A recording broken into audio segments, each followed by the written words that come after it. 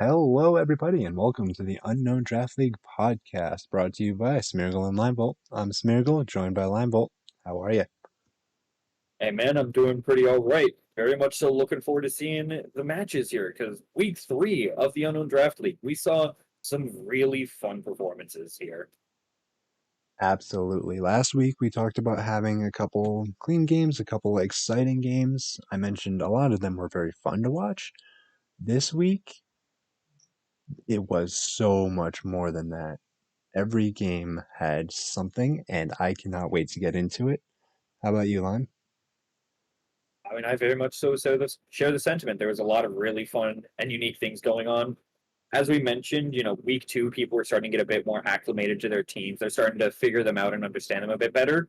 And I feel like here we were able to see the understanding of each player's teams really deepen a lot as people are getting a lot more comfortable with them and they're finding a lot more things to do and just finding their lines, seeing, what do I need to do? What do I need to bring? What do I need to prep for? Like people are really starting to get that down. And it's always really fun to see. Absolutely. And are you ready to hop right in? I see no reason not to. Alrighty, Uh, we start off with the Hardened Metapods versus Colorado Choodles. the With, coaches for which being Sauer and Fred, respectively. yep, with Sour bringing Urshifu, uh, Sneasel, Moltres, Tatsugiri, Dundozo, and Fungus. On the other side, that being the Colorado Choodles, we have Chen Pao, Hisuian Arcanine, Dartrix, Vaporeon, Gallade, and Palmont. Yep. And turn one, we saw a matchup of the fighting types. We saw the Gallade try and X Scissor into the Urshifu. It did about 50%. Wicked Blow in return did about 200%. Pretty much. I mean, it's Urshifu. You always have to expect it to be doing super strong damage, not only because of the fact that obviously it is so strong, but because there's so few ways to stop it, right? Like protect, you can't do that. Intimidate doesn't work. And those are things that, especially later in the game, we're able to see as Urshifu just keeps blowing holes into the team over and over. Now, I will give Sour some credit in that the Dondozo was doing really well. Like, that thing was eating Sacred Swords from Chen Pao. I mean, 5 hits to kill. A Chen Pao taking 5 hits to kill anything is insane, right? And let's keep in mind, this Dundoza was not getting a commander boost from the Tatsugiri. Exactly, yeah, that wasn't even the +2 defense, just raw bulk. Yeah, because it was confirmed to have no commander in game one. Presumably Storm Drain on the Tatsugiri. Maybe they're trying to prep for the Vaporeon. Maybe they're just simply trying to bait Fred into assuming that it's going to be commander. You know, because the Tatsugiri itself was able to do pretty all right. Terra Firing and clicking Terra Blast and Shenpao did great damage. It's certainly no slouch in its own right. And that will be my blunder for this episode. Sacred Sword goes through defense boosts anyway. You'll be fine. You'll live it down. Yeah, eventually. But regardless, yes, because of the Urshifu just able to completely blow through Fred's team and having the Dondozo as that nice, solid defensive backbone, game one did go to Sour. And now game two, we saw something that I just want to call a little bit of attention to because I always find it hilarious, right? Yep. Assuming an Arcanine. It has Intimidate. No one's ever going to really question you bringing Intimidate, at least not Never. usually. But here, we did see a very funny interaction as it did nothing. The lead slot with Sour was Sneasel and Dondozo, which have the abilities Inner Focus and Oblivious, respectively. So you just got to see Intimidate, nuh-uh, Intimidate, nuh-uh, just does nothing. And I It's do not like believe it was the biggest deal ever, but it's always just funny to watch. we see it later in the week as well. A switch in of the Intimidate Pokemon just nuh twice in a row. Yeah. It's very interesting because Intimidate, right, like it's still super strong, it's still super good. And in draft format where it's a lot more limited in the teams that can have Intimidate and good Intimidators at that, they're usually very high value. But again, due to the nature of draft, you know exactly what your opponent's bringing, and usually you can try and prep for something like that, such as with things like Oblivious Dondozo. Yep, the intimidators are always one of the most important. It is also to note that um, the Hisuian Arcanine may not always be intimidate either. Of course, This with is true, yes. Yorshifu on the other team, um, it just crits right through the drops, and head smash or not head smash, um, Rockhead is still a very good ability.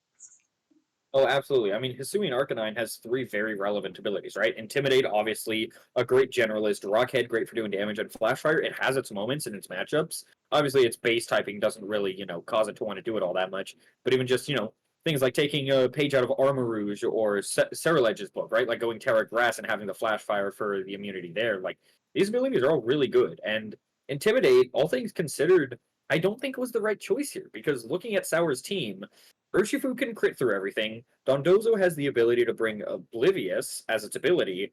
Sneasel has Inner Focus, and the other three Pokemon on the team were special attackers. So, all things considered, Arcanine basically didn't have an ability this game. Yeah, it did not do that much. If anything, ironically enough, Uh, Flashfire might have done more. mhm. You all right? It's yeah, no, I'm not sure how I agree with that statement because obviously, Hisuian Arcanine didn't do a lot with Intimidate, but it was still able to do a lot. Going back to game two for a second, it got a really clutch Rock Slide flinch against the Dondozo, which prevented It it from did. killing the Arcanine, and because of that flinch, right, like, it was able to just chunk the Urshifu and do a ton of damage there, which really, I'm not going to say it decided the game, but it really flung the momentum in Fred's favor. It Just the didn't Rock decide the Slide, game. It yeah. did not decide the game, but it did really put Sour behind and Mhm. getting faked out later by the Pomade, I believe. It's just put Sour so far behind. Mhm. Yeah, just that one flinch, preventing the Urshifu from moving for one turn, like it speaks to how impactful that Pokemon is that even a single turn of it not acting basically completely swings a game, right?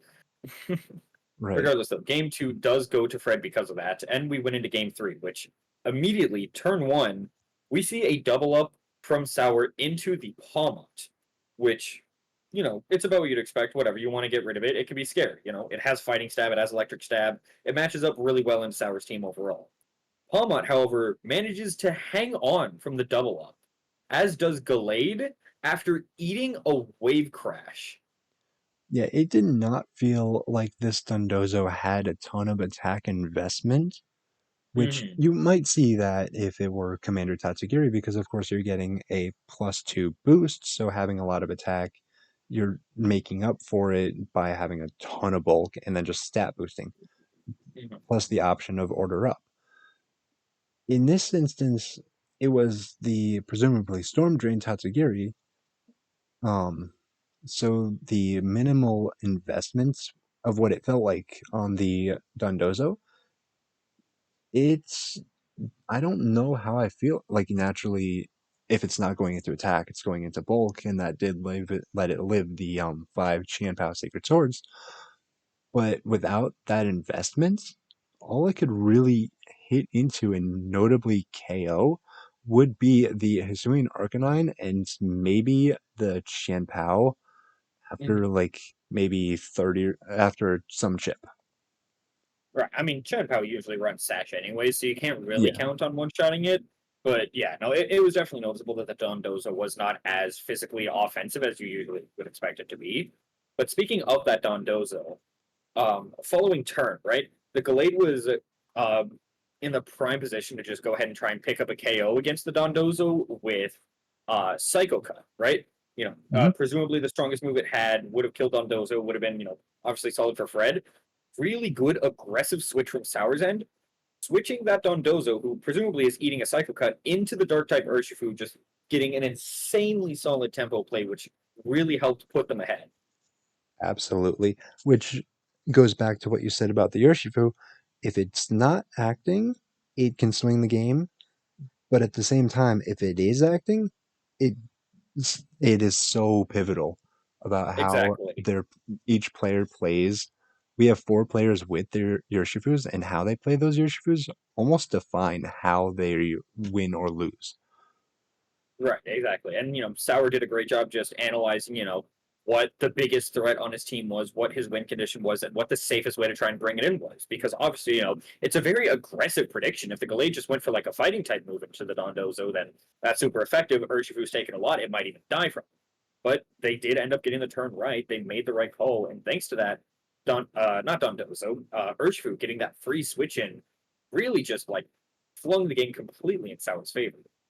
Yep, both players played their games almost perfectly to where they capitalize on every single swing turn. Game 2, we had Fred get that singular flinch to start, and then it just snowballed so fast. And then game 3, Sauer makes the read, switches in Urshifu into an immunity, and that's just another huge swing. Exactly. And now, obviously, this said, while you could argue it was defined by its swing turns, that wasn't all there was to it, right? Like, there was still a lot of solid play overall. And one Pokemon I do want to call out here, I mentioned it a little bit earlier with its ability, it's Sneasel. Sneasel ended up being really pivotal this game. Like, it was being a huge nuisance to Fred that was sort of like bordering on that line to where it was putting in work, but it wasn't putting in enough work to justify like trying to target it over a partner, right? Because like you see Urshifu and Sneasel on the field, you're killing the Urshifu, right? Like that's not a Right. question. It's like the fly on the wall. It's bugging you. It's annoying, but it's not enough for you to get up and actually do something about it. And thanks to that, Sneasel was able to just constantly harass Fred's team. And, with its really good speed tier with fake out, just, its super deep utility move pool, I think it put in a lot more work than some may initially realize. I think we did see that a fair amount this week of the supported Pokemon just being that fly on the wall, being Mm-hmm. really like not the defining factor, of course, but really playing its part. Exactly. And I mean, you love to see it. The Pokemon just being a really solid team player. It's not usually taking the spotlight, it's not picking up all the KOs, but it's setting up their partners to do what they need to do. And that's always going to be super important. Yep. And as we alluded to, Sour did take this game in a 2-1 fashion. Hmm. And that does give the victory to the Hardened Metapod. Yep. Going Now, into, oh, go ahead. well, I was pretty much just going to say exactly what you are. Going into the second match of the week, we see the Bellabog Basculins, coached by Olive, versus the Giddy Goomies, coached by Fro. Are you sure? Yes, I hope so. Here, I'll let you do the team recap on that team. I want to stay away from the Goomies at this point. The Bellabog Basculins have Urshifu Rapid Strike, Iron Treads, Murkrow, Rotom Heat, Arboliva, and Gengar. And we have Fro running Thundurus, Toxapex, Mimikyu, Rotom Heat, Oricorio, and Lilligant. Now, Mhm. Fro's team is one the past 2 weeks that we have talked extensively about between Dancer and um what was it that he brought last week? It was the Flamigo, just Yes, capitalizing and on stat boosts. mhm, I will say it's a very unique team. It's a very fun team, and it has definitely won our hearts. But Has it small slip won up this there. match? Yes, also small slip up there. They did not win the two previous weeks. Both players going into this week were 1-1. Did I say they won last week? You said they had won the two previous weeks. Oh, It's fine. It's not like it really matters. Regardless, getting into the games, turn one, we see a very interesting sight. As turn one, both Prankstermons are on the field, right? Murkrow and Thundurus. Neither of them go for a supportive move. They both just click an offensive move. I believe the Thundurus went for Thunderbolt, while the Murkrow went for presumably foul play. We don't that really know. the Thunderous just did not, or the Murkrow just did not get to move. Yep. Olive's supportive Pokemon was just gone. Yeah, if we wanted to, continue that fly analogy, Murkrow evidently Fro cared enough to grab the swatter. They grabbed the newspaper, the golf club, however much property damage you feel like doing. They wanted it gone, and they certainly accomplished it. Going Regardless of into that, though, going into turn two, we would like to reference a very popular VGC phrase, where there's a rock slide, there is a way. yep, both Gengar and Treads just start doing really solid damage, and of course, where there's a rock slide, there's a way. Treads clicks it and gets a flinch on the Mimikyu, which, again, it's a swing. It definitely matters. It's hard to say what the Mimikyu was going for. Maybe they were just going to try and like deal damage to the Gengar, maybe with like Shadow Claw. Maybe they're trying to say set up Trick Room, or even just go for a greedy Swords Dance. Who knows? But if there's one consolation to the unfortunate flinch, it's the fact that the opponent at least usually doesn't know what you clicked, and it's not much, but it's something at least. um, yep. But And regardless then of that, yeah, it just continued on. Treads and Gengar, they just kept doing damage, and all of her game plan, it was simple. It was straightforward, and it was clearly overwhelming for Fro. it was We've to take mentioned, four KOs in 6 turns. mhm. As we mentioned, synergies between Pokemon and unique strategies and gimmicks, they can be really useful. They can be good. They have their moments. But simple is sometimes all you need, and that's something that was very clearly demonstrated here. Not only in game one, but game two as well. I mean, turn one, Fro makes a really good play, right? Protecting Lilligant while from a double up while Mimikyu was safe to just set up Sunny Day. And they have some cool stuff. Dancer strikes again, it gets some good damage in. But Gengar just Oko's Lilligant with Sludge Bomb. We see Treads Rock Slide do 47 to Heat Tomb before it Terras to get another KO. Like, just sometimes damage is all you need, man. And I do want to say in both um, during this game, during the set, the Mhm. Toxapex did not do any of what Toxapex is supposed to do. Yeah, And that is definitely a uh, bit unfortunate of something we saw because the more perceptive listeners may actually have heard the Toxapex as something that sounds a little unfamiliar, and that is because they were a new addition. This week, Fro decided to swap out their free agent Slacking after their frankly terrible performance last week for Toxapex. You learned that you can't get rid of Truant, and you sort of stop caring about it. Regardless, they entrainment tried to does bring not work. yeah, they tried to bring the Toxapex on the team, and you normally think, oh, the opponent has great offense. I'll try and pick up a defensive Pokemon to defend against it, but it clearly was not the play here. At least not in this matchup. Who Toxapex knows? Maybe does the not Toxapex like will be. Thunderbolt. It doesn't like Thunderbolt. It also doesn't like Headlong Rush. I don't even think that got clicked into it, but just the threat of it from something like Treads is always scary. You got one Thunderbolt, you got two Thunderbolts into it. Mhm. But yeah, it's possible Toxics will do better going into future weeks, but here it just didn't. And as I sort of hopefully at least made clear, Olive really just stole the show here. It was a very swift, clean, and decisive 2-0. And I mean, as mentioned, we really saw Fro's team on the back foot here. They have some really interesting ideas flowing, but it's often slow to set up. So a fast team like the Bellabog Basculins that just put on a lot of pressure, they can just run them over before they get their chance. I think if Fro really wants to like go far, they might need to rely less on things like Dancer and just commit to a more generalist plan, which is able to get going faster and do more right away. At What the are your same thoughts there? at the same time, Fro's team can get off really complicated um ideas.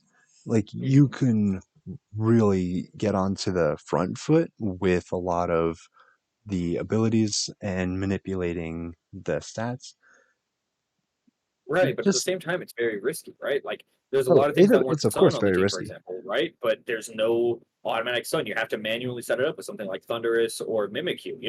You have things like Dancer, but none of your Pokemon have a particularly high speed tier right away. So you're either going to need to be running like a Choice Scarf on something, or you need to have the prior setup of something, like Sunny Day or like a good switching. I think it's a really cool team, and I think it's super interesting. I just worry that it's exploitable, I think would be the word I use. I think the way to exploit it is exactly what Olive brought, which is just oppressive violence. For Um, lack of a better term, pretty much, yeah. I mean, if the opponent needs time to buckle up, just fucking run them over, you know? And I do want to say, Olive identified what she needed during both games perfectly, to the point she did not bring her Yoshifu again at all. Yes, this was something that I had commented on, not yet in the podcast, but in the server. I jokingly poked fun at the fact that she drafted Urshifu and hasn't been using it. Of course, it's good on her for acknowledging which matchups are good and are bad, because believe it or not, Urshifu actually isn't omnipresent. Most people would assume so, but there are some things that don't do great into it. And I mean, like Fro, for example, the talk specs they got, maybe that was meant to be an Urshifu check. It's hard to say because regardless of how it was meant to work, Olive was just able to really smartly identify what her win conditions were. That being stepping on the gas. And this team, surprisingly enough, Yoshifu probably would not have a good matchup into it. It doesn't really hit anything for super effective. If anything, there's at least two immunities. So Olive just recognized what she needed to do. And if it's not bringing Urshifu, it's not bringing Urshifu, which Pretty much. is a very valuable skill to have. If you have a very powerful Pokemon, you might not have to bring it. This was Yep, seen all throughout, even mainline VGC. Sometimes back in the day, you might not even bring your Mega Pokemon because it's just not the Pokemon you need. And exactly. in this case, Urshifu. You drafted it so no one else could. Yep, and Apparently. sometimes that's all you really need. But yes, very clean 2-0 in Olive's favor. I really do hope to see Fro do better going forward because, again, I love their team. It's super cool, and I'm really interested to see where they take it from here. But, you only have so long before things start to get a little bit dicey. It's week 3, you're 1-2. You're not out of the race by any means. There are some people that are 0-3 and they're not out of the race. But, I think if I the had the color advice, starts to tighten a little bit. You get a little worried about it. if I had some advice for Fro, it's to find a more offensive first, at least first one or two turns, maybe by setting up the sun next to Lilligant so Lilligant can sleep powder, so that you can try to stall or you try to steal the first or second turn so that you can set things up. Say like you set Sunny Day with Thunderous next to Lilligant. Lilligant gets to put something to sleep, and then you swap in your Oricorio as you Quiver Dance, for example.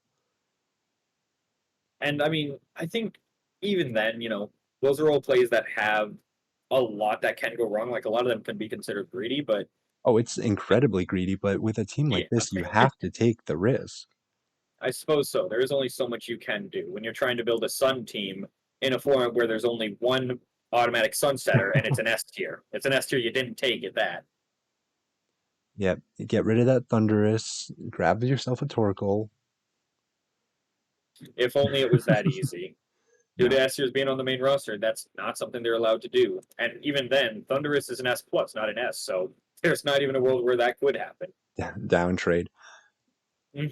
But with what Fro has, if you want to run a team like that, it is very interesting, but you have to be able to run it.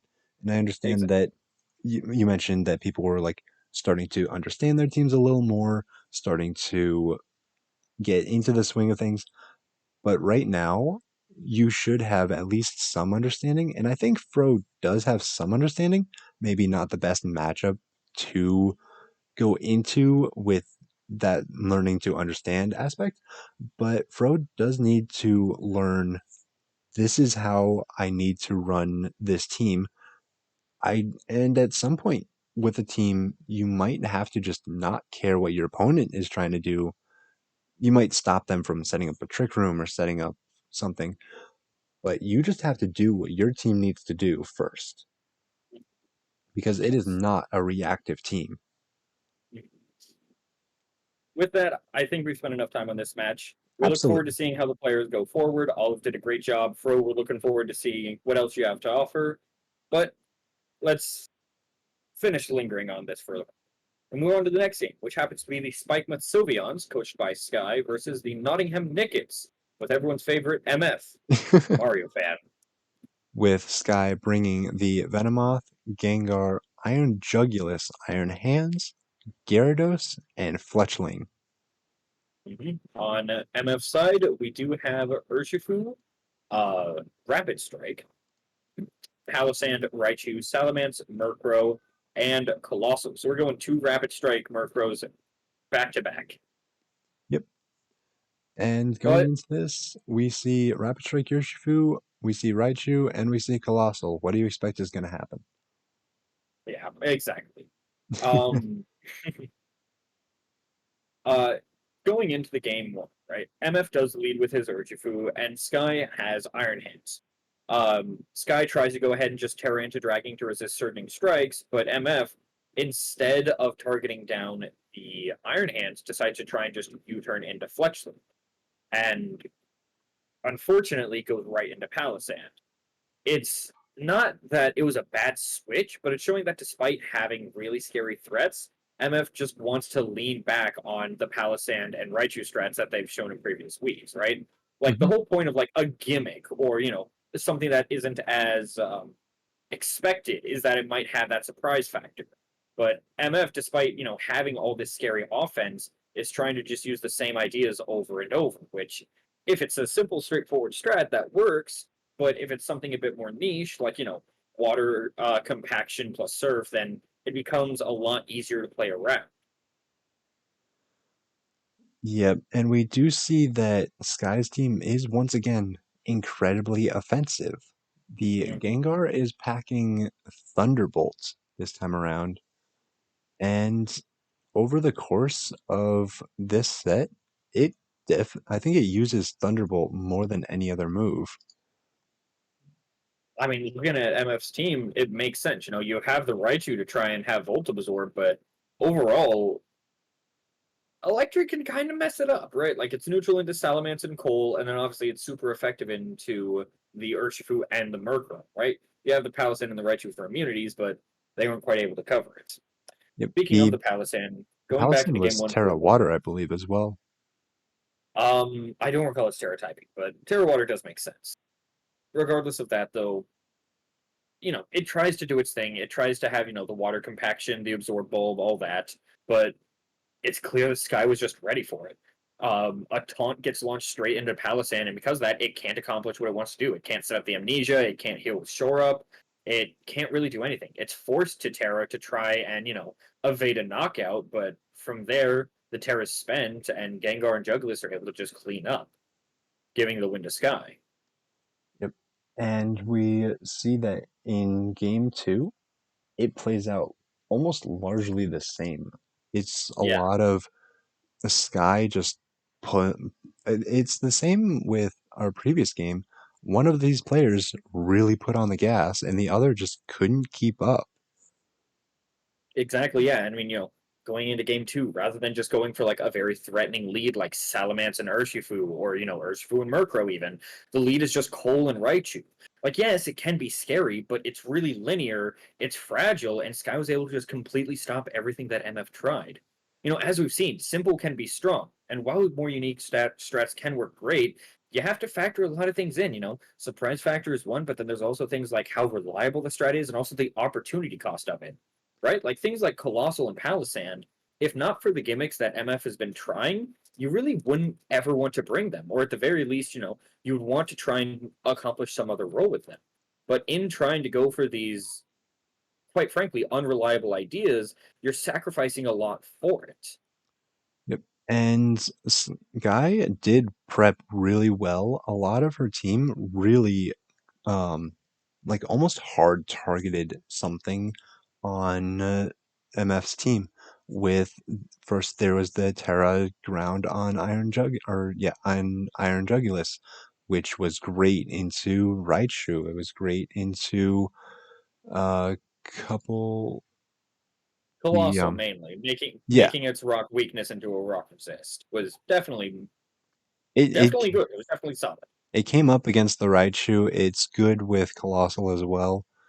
Yeah, just being immune to Nuzzle is always a great thing because Thunder Wave you can always just taunt the Pokemon that has it. Nuzzle you don't get that luxury. And that was another thing. Sky brought Disable, Sky brought Taunts. Mhm. Everything they had just really shot into what their opponent tried to do. Right. I know the way I framed this sort of sounds like I've been like ragging on MF. I No, of don't course not. Sky obviously played great. She had amazing prep. She played her plans out exactly what she needed to. She found her lines. The thing I'm just trying to get across with MS is the fact that they still have a long way to go. Like they have a lot of potential, and their roster, like just looking at it, is really scary. Like just the ones I've mentioned already. Urshifu, Raichu, Murkrow, Salamence. Like you think of those four, and that's like a really scary offensive team. It's just MF's tendency to like lean back on these strats that aren't as reliable and not being willing to just go for the more straightforward sort of like balance offensive route that have really been hampering their ability. Like they're not out of the race as I mentioned, but they do need to clean up their game. If he's able to just capitalize on the strong pressure his team exudes, he can really do good. But he just needs to stop relying on the things that haven't quite been working out. Yep. When you were talking about MF just not finding the right lines, it's also a case of Sky just really prepped into their team. So MF, This is true, yeah. A they lot did of not like, they did not sorry, get go to ahead. like showcase their team in any way. Mhm. It was That is also definitely a factor, yeah. it was just a You know, huge back foot right from the start. I do agree. See, So it's nothing against uh MF. It's just they need to learn how to work with their team. Even reusing the same gimmick, it's understandable depending on how strong that gimmick can be, but it's just working with what they have versus the opponent and trying, if they do fall on the back foot, trying to figure out how to recover from that. exactly. There have already been some discussions with MF in the server about this, so I'm not going to linger on it too long, but I really do look forward to seeing what they are able to do because they still have a lot that they can do. And I really do feel like we have not seen all there is to see, both from this roster or from this player. Nope. And the season is still going. This is only week 3, Mhm. and we can see a lot more from this player and everyone else. Exactly. But for now, they did lose 2-0, giving the win to the Spikeman Sylveon. And that leads into our next game, the Miami Heatran versus the Tartarus Tandemaus. And this game is probably two of our top players in the league facing off against each other. Oh, And definitely. They're both very strong. For a it, moment, though, if I could go back to the previous match, there's one thing I of course, neglected to mention. The Gengar on Sky's roster, on the Spikeman Sylveon's roster, mm, another new addition. It was a free agent trade where the player decided to ditch Scizor in exchange for it. And unlike the talk specs, we saw this free agent trade immediately pay off great as the Gengar obviously, did really well into MF's roster. I just wanted to touch on that real quick because I know that, again, it's very possible some that may have, been a little bit confused about the Gengar being. right. But regardless, yes, going back into this match, Nine and Unova, they're both really strong. As we had mentioned last week, they are two of the six players that were 3-0, or sorry, 2-0 going into this week. And obviously, due to the nature of that, six is divisible by two people in a game. We have three games this week featuring the 2-0 players. So that number gets cut in half yet again. And in exchange for that, we saw some really good games. And this was definitely one of them. Yep. Game one, it starts off pretty clean with just a bunch of back and forth turns between the Moltres, the Slowking, the Brute Bonnet, I believe. Right. I will say right off the bat, we did see a little bit of unfortunate luck. Chomp goes for a very smart Terra defensively, but due to a rock slide miss, Unova is able to set up a trick room. And sorry, not Unova. 9 is able to set up a trick room. I'm getting them mixed up. I think I know why, because we didn't go over the rosters. We should probably do Oh, that. of course. We have 9 with the Heatran, the Moltres Galar, the Slowking Galar, Quaquaval, Florges, and Brute Bonnet.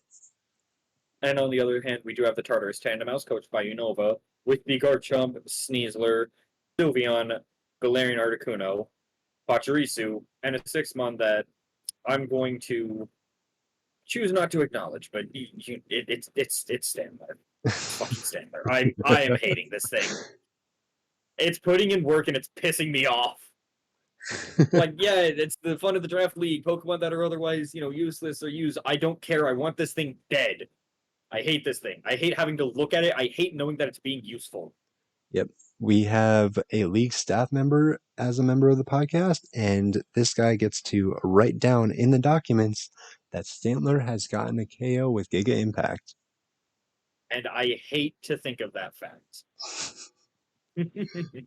Regardless, as was mentioned, um, Unova obviously has a really good play turn one. They have the Terra from Chomp, but as mentioned, due to a Rock Slide miss, Trick Room gets set up, which puts Unova on the back foot a lot.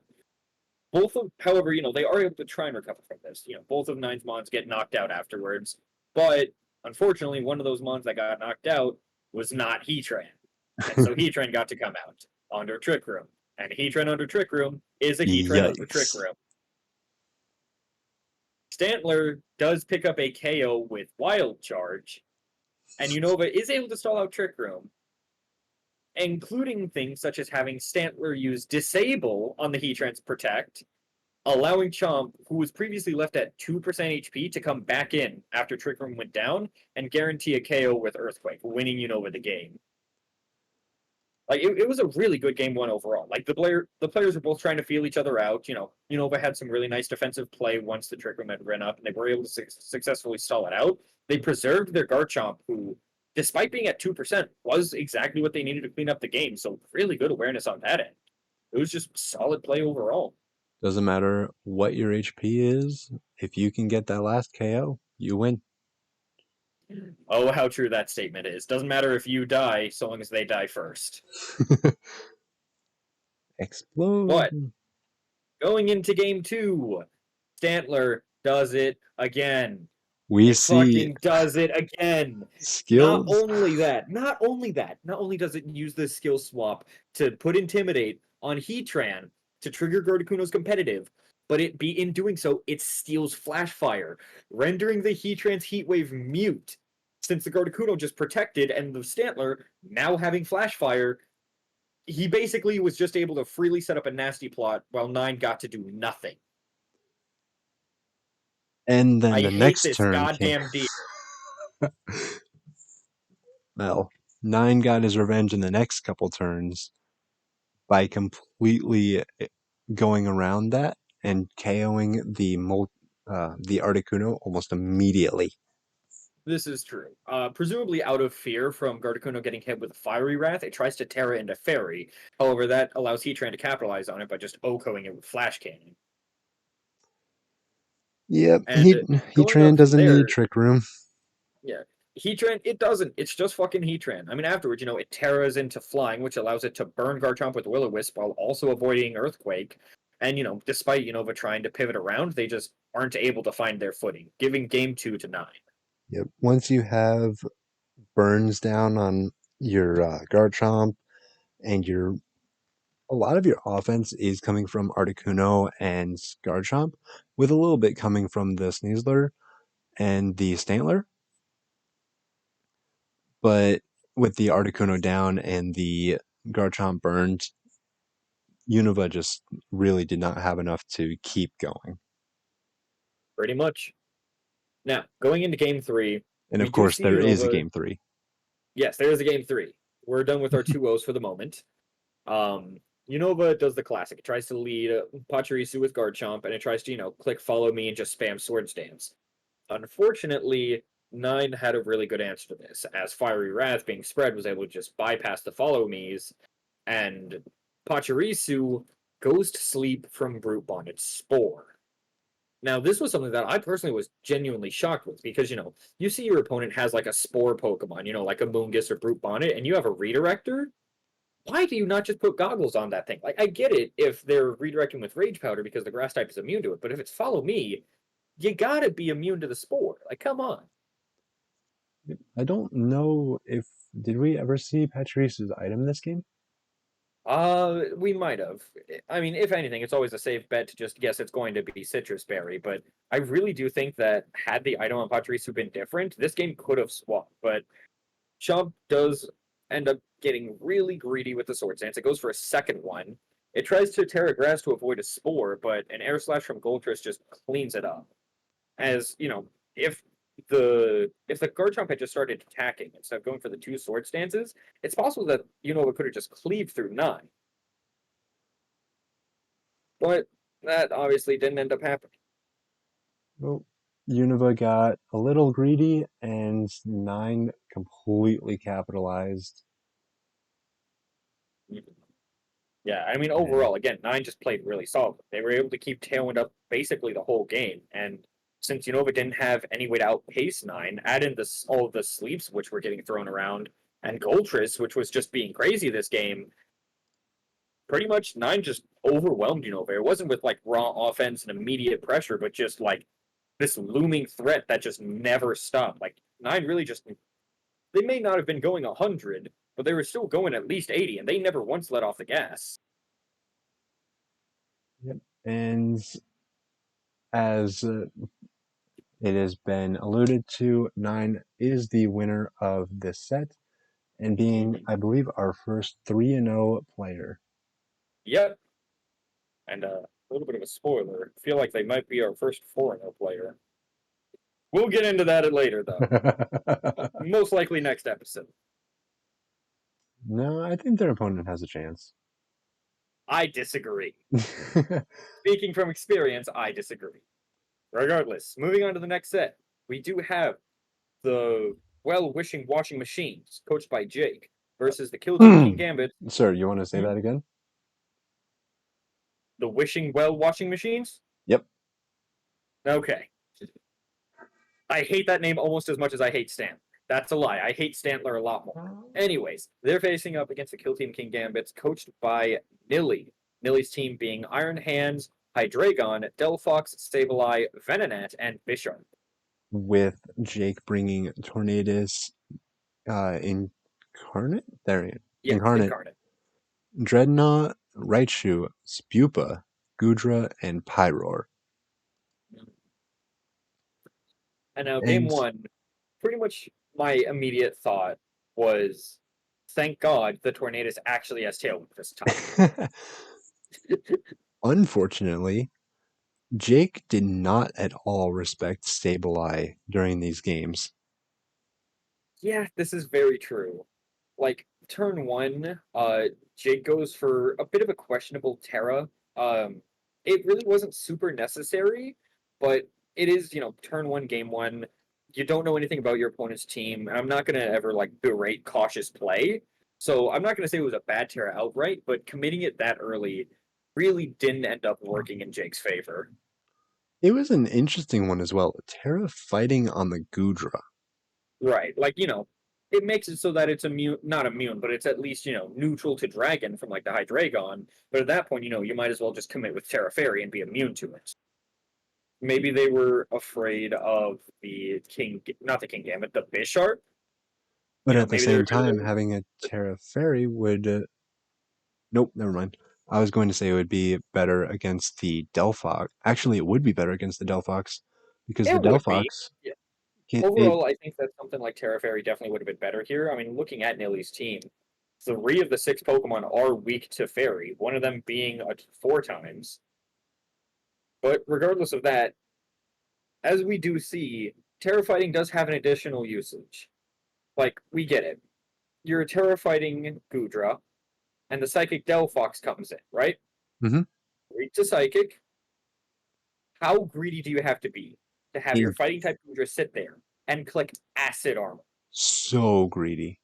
in front of the special attacking Psychic type Pokemon? You're now fighting type Gudra chooses to click the defense boosting move. Like we get it, you're trying to go for body press with Terra fighting, but it was just so greedy. Yep. And with their Terra already spent, Jake just lacked a way to try and defend against the Iron Hands, who cleaned up the rest of the game. Its combinations of stabs, like it really just bullies Jake's entire team. Like this was definitely maybe for not the whole rosters, but for the Iron Hands at least, was a great matchup for Nilly, as there is not a single thing that Jake really has that is able to just stand up to it. Yep. Iron Hands was super effective against at least three members of Jake's team, and it Mm-hmm. really made use of that. The Yeah, only thing that could potentially stop it would be a Raichu switch in, but yeah, but even then, congratulations. You just get Drain Punch next turn. exactly, yeah. And it's not like the Drain Punch is that questionable of a move. You still have the Dreadnought, who, yeah, it's weak to Electric. It's also weak to Fighting. And you have the Pyro. So there are two Pokemon there that are weak to Fighting. Yep.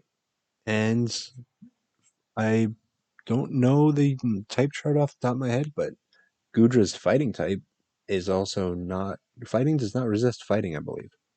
Nope. Yep. So that's just another target to hit right into with no real consequence. Mhm. Yeah, The only overall, it consequence was would clear be from the the start. acid armor, unfortunately. Delphox. Yeah, it was clear from the start that Nilly, whether or not you would consider it a great matchup, prepped very well for this team. Like they looked at their roster and saw exactly what they needed to bring to deal with Jake. And I will say, I do worry that that might have gotten to their head a little bit as game two. What an insanely aggressive and greedy play for Nilly. They lead Bisharp and Venonat, right? Mm-hmm. They protect Venonat and Swords Dance Bisharp. Not Rage Powder, protect on the Venonat. That was so greedy. Like, Jake tries to play around it, and, it sucker punches by just wisping it with Pyroar, which, I mean, makes sense. It's good, it's a solid play. Pyroar is the Pokemon that threatens the Bisharp the most, since, it does have that fire stab. So it makes sense that, they try and sucker punch into it, and, Yeah. Wisp works at that point. And it does work, but Torn wasn't enough to be able to pick up a kill on either of Nilly's Mons, which just let them try and keep doing stuff. Yep. It might be burned, but Bisharp with a sword stance is still a Bisharp with a sword stance. At the very least, the following turn, since the Bisharp was burned and at like I think 4% health, while it was a little bit telegraphed, Jake's double protect was able to just let it die. So hey, it worked out at the very least. That's true. And we did see the Gudra once again try to acid armor Mm-hmm. a lot. Yeah, I mean, hey, to be fair, at the very least, Iron Hands is burned. Gudra comes out, it tries to acid armor up, and yeah, you could definitely argue it was greedy, but at least it ended up working out, right? Like the Hydreigon died to Life Orb Chip, and Gudra was able to take out the hands. It was a risky play, and I don't think it needed to happen. I think if you had just gone straight for the offense rather than trying to set up with acid armor, you would have worked out fine. But at the very least, it did work out here. I think maybe one or two, like two would be stretching it. Jake went No, I for, think the one was absolutely just the correct play. yeah, one is fine. Going for more than that, that's just greedy. I agree, and that's something we see in game three. As like leading off here, I actually fully supported the acid armor going into it. I think it's a fine play, right? But unfortunately, Jake just got really greedy. They went for a second acid armor, and they just get tricked into having specs, rendering them useless since Draco just got clicked, forcing the Gudra to switch out. And when it comes back in, we see what looks to have been a pretty bad misplay. As like clearly Jake was just obsessed with the clicking acid armor. As it comes back in, it clicks acid armor again, despite having specs. I have to imagine that Jake realized this pretty much immediately, but like this literally turned the battle into a 2v1 in Nilly's favor as they were no longer able to switch out. It could have also been some sort of concession, since in this league we cannot concede. But That's true. I suppose that that is a somewhat fair point. Like, it is discouraged for people to forfeit. It's always said just play the game out. And it's possible that, you just weren't quite feeling it, but you were able to win game two, right? Like, you're in a game three scenario. Even if you are behind, I don't see any reason to not just play it out. It's not like, next round is happening in 2 minutes and you need to reach time. You have plenty of time to play, but yeah, no, regardless, you always want to play it out, even if it looks bad, because anything could happen. anything could happen. Crits are part of the game. Misses are part of the game. And everyone's favorite saying, where there's a rock slide. There is a way. Regardless, though, yes. With the Gudra locked into his clicking acid armor, and with Sableye able to guarantee Millie always went first thanks to Quash, the battle pretty much ended immediately at that point. Yep. Moving So yeah. on to our next game is Mhm. our only video or the only posted video in the replays of the Southampton Smugleafs versus the Frostpunk Frostmoths, with Yep. the Smugleafs being, of course, piloted by Jamie Boyton himself, and the Frostmoth being piloted by Reckless Trico. Mhm. Trico And now this, bringing. Go ahead. yeah, this match was actually pretty interesting before we get into the team because of the fact that these are two of the people that actually do play on cart and do make content. Hmm? So something that you aren't going to be able to see very often this week. There's actually two videos for this one match where you can watch both players' sides, both players' perspectives. That's always a fun thing to see. It is. But yes, going back into the rosters themselves. We have Jamie Boyd bringing Basque Legion, Baxcalibur, Goldingo, Gothita, Iron Thorns, and Crocodile. Yep, on Trico's side, we do have the Tornadus Incarnate, Florigis, all kinds of monsters going back to back this week. Azelf, Hisuian Arcanine, Azumarill, and Persian. Yep. And these games were interesting, I'll say. We Yeah, I mean, turn one, we see the Gothita try and fake out the Harkonine to give room for Goldango to breathe, but Azelf ends up setting up Trick Room. And from what we hear later from Trico, this was actually a misclick. Not only did they not mean to click Trick Room, they meant to click Imprison to prevent Trick Room from going up. So during the definitely game, had to have hurt. during the game, I was thinking it would be trying to trick room the trick room in front of the Gothita. Imprison does make a little bit more sense. But Jamie basically gets Trick Room up for free. It gets given to him for free, even. Yeah, And from there, the Golden Go, with it used the good as what's its move? good. Make it rain. Yeah, it used Make It Rain consecutively without consequence. Yeah, I mean, before we even get to that, right? Like beforehand, I will say for the record, it didn't Terra normal, but the Hisuian Arcanine tried to click E speed into the Gothita, and it didn't even two shot it. God, why is Gothita so bulky? Gothita Hisuian Arcanine clicked extreme speed, and it was a three-hit KO. Gothita This is a puts in baby. work. It did, yeah. I mean, it scared the Azelf into trying to go for a Terra Fairy to resist the foul play from the Gothita. But as was mentioned, the funny string cheese man is there. And he ended up picking up both knockouts due to the Terra Fairy. Could you imagine if Goldango had Beast Boost? I'm not going to think about that. I'm going to choose not to think about that. Regardless, Who needs Nasty afterwards, Plot? Crocodile does switch in. Afterwards, Crocodile does switch in, and even after an Intimidate, Uzumarill nearly Okos it. Like, that thing is so scary. Like, it got intimidated, and it nearly one-shot him on even after that. Of Like, it course, really does go to weakness show just how involved. scary that thing is when left unchecked. Yeah, Of it was course, we weakness, but who cares? It's it minus is one. it is a huge power Azumarill, which is notably incredibly scary. It is true. On Trico's side, they are able to have Flora just lock Gothita into Trick Room thanks to a trick of their own, making it banded.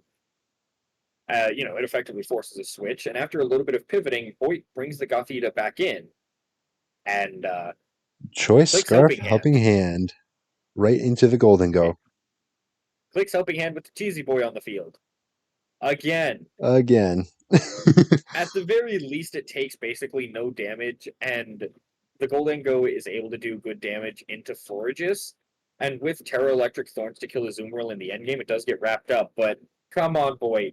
This is the second time now that you've done this. Yep. Uh, And I do but believe yes.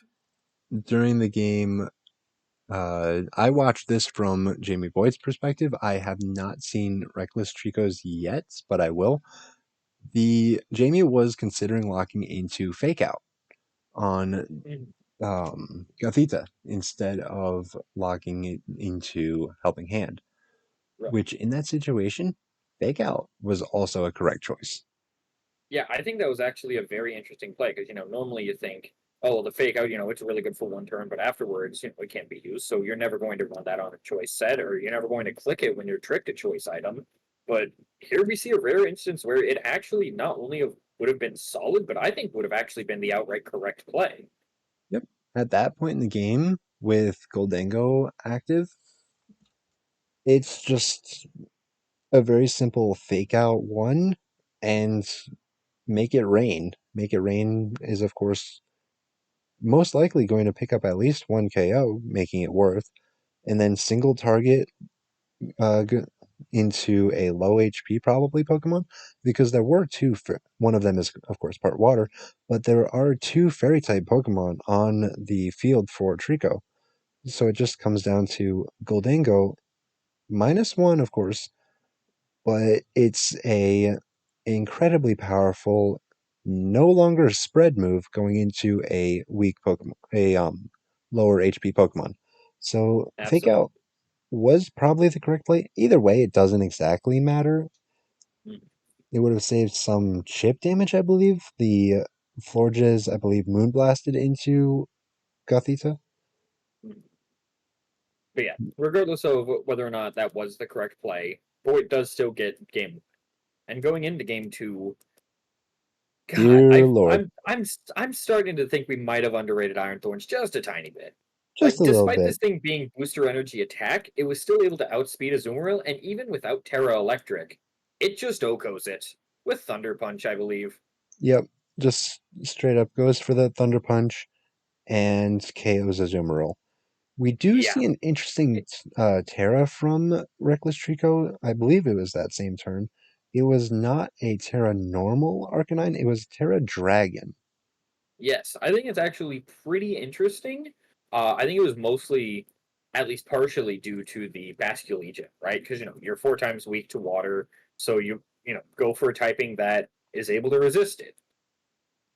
The I think it same, works out pretty well, all things considered. Like, unfortunately, it matches up really poorly into Baxcalibur, but it's clear that that wasn't really the intent of it. Like, the Arcanine was just more so meant for things like the Goldango and such, rather than trying to, do everything on its own, for lack of a better terminology. yep. Regardless of that, though, yes, it does go for a defensive Terra, and it does KO the Gothita, but due to it not having Intimidate, Thorns is able to two-hit KO with Rock Slide. But I will put a little bit of an asterisk there, as it's possible that may not matter too much, since even with an attack drop, if the Hisuian Arcanine took recoil from the Flare Blitz, it might have ended up being a two-shot either way. That's a really difficult thing to call, so I'm not going to say outright that one ability would have been better in that scenario. And with that, Jamie Boyd takes a win versus both Tornadus Incarnate players in the league. Yeah, afterwards, Goldango just comes in. It scares the Harkonine away, and after eating a neutral Shadow Claw from Persian, thanks to a Terra Watering, Thorns and Goldango just wipe out the rest of Trico's team, giving another Cleano and giving our second 3-0 victory. Yep, Jamie Boyd very clearly um, not clearly, cleanly executed exactly what his team did. Even game one, there was basically no faults. Mhm. Uh, Well, barring the well, whole helping hand. by that point, it didn't matter. I know. There Regardless, is though, yeah, there is right, there Jamie. is what wrong, but at at the end of the day, except for that helping hand, everything basically went perfect for Jamie. Jamie Boyd may be new to the league. This may be their first season, but it's very clear they're not new to Pokemon, and they're certainly not new to Draft League. They've been doing excellently, and it's very clear that that's quite likely to continue going forward. No, they make it very clear on their channel that they love VGC draft leagues, and it is quite apparent that he is very comfortable with them. And that leads us into our next game. Of course, Jamie being our second 3-0 of Bodacious Bulbasaurs versus Dublin Doublades. The Bulbasaurs being coached, of course, by Amelia, and the Doublades by Cell. Yep. And speaking of Cell's team, it happens to consist of Regieleki, Hisuian Decidueye, Sableye, Tornadus Therian, Dugtrio, and Overqwil. And we see Amelia with Hisuian Typhlosion, Rillaboom, Magnezone, Slowking, Sneasler, and Orthworm. Mhm. And I do want to say the DLC for Pokemon came out. Rillaboom reminded me of this. The DLC came out and gifted a bunch of Pokemon with a bunch of moves. This Yes. draft league is locked as it started, so Pokemon like Rillaboom will not be getting to use Grassy Glide That among is correct. The the rule set repeat for builds. this league is locked in as Regulation D, so any new moves or any new Pokemon or abilities or anything that were introduced in the DLC are not going to be legal for this season. So, Rillaboom as the example, no Grassy Glide. Not yet, at least. No Grassy Glide. But speaking of Rillaboom, Yep, turn one speaking it of fakes out, Rillaboom.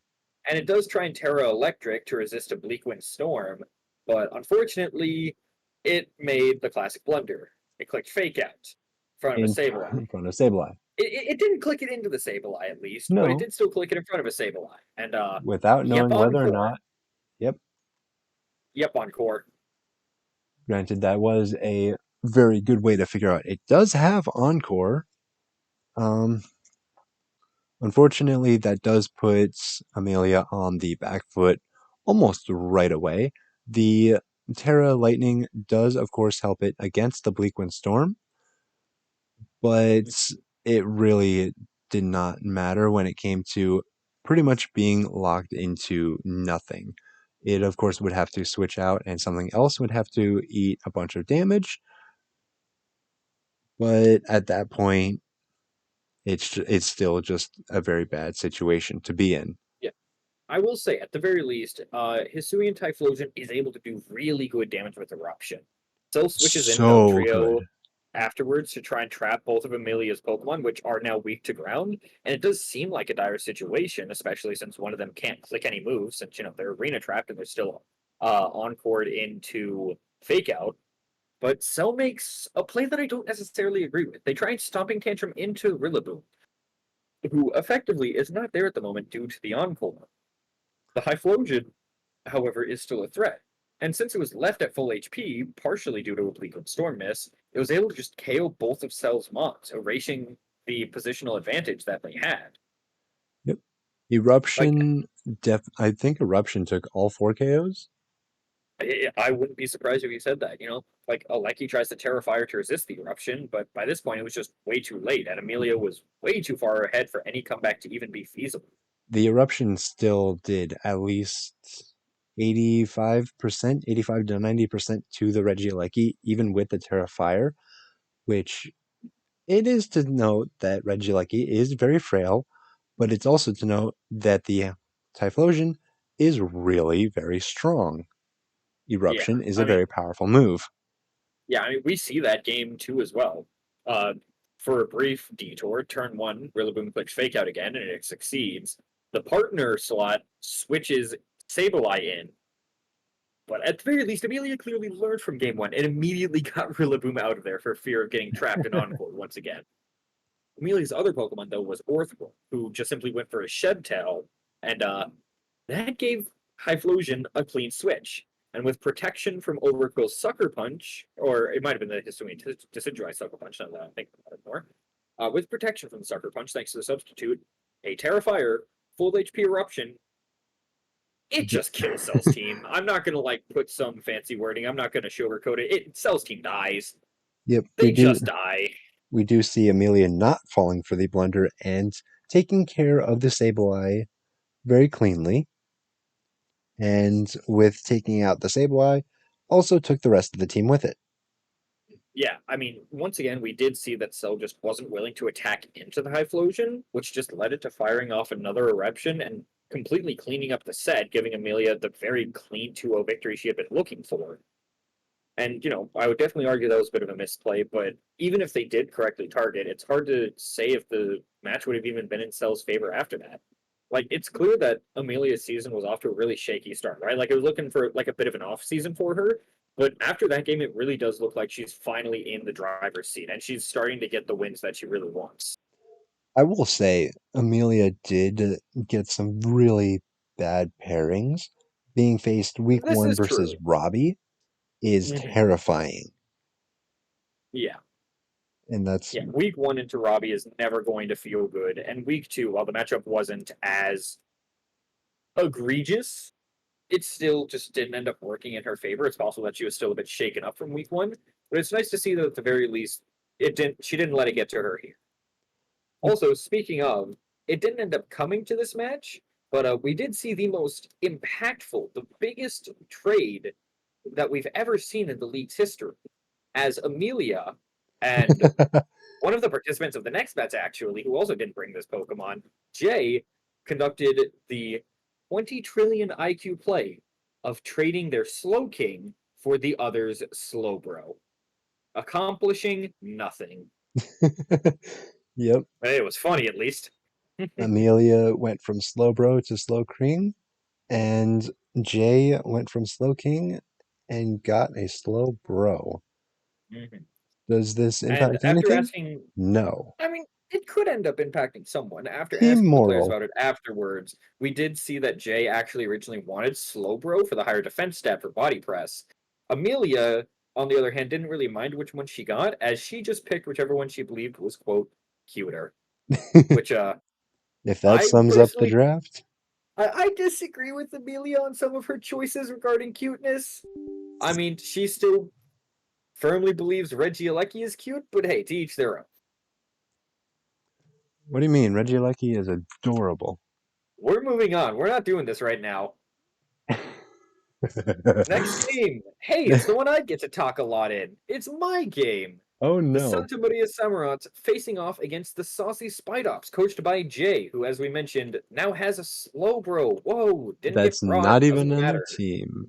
Didn't matter. They instead brought Meowscarada, Wooper, Salazzle, Tauros, Sylveon, and King Gambit. And Lime, Yep, I on my leave this end. up to you. All right, so I had the Annihilate Fungus Glowpoke, that being Galarian Slowpoke, Donphan, Rotom Wash, and Armourouge. And game one, I have a question. Why is Glowpoke so big? That thing is why is it so big in Showdown? Like that thing is huge. It's bigger than Donphan. What? Why? Why is this thing so big? Like I get it as a long tail, but why is it so big? All right, bud. I'm not over. It's like three Rotom. It's at least 3 or 4 Rotom washes. Why is this thing so huge?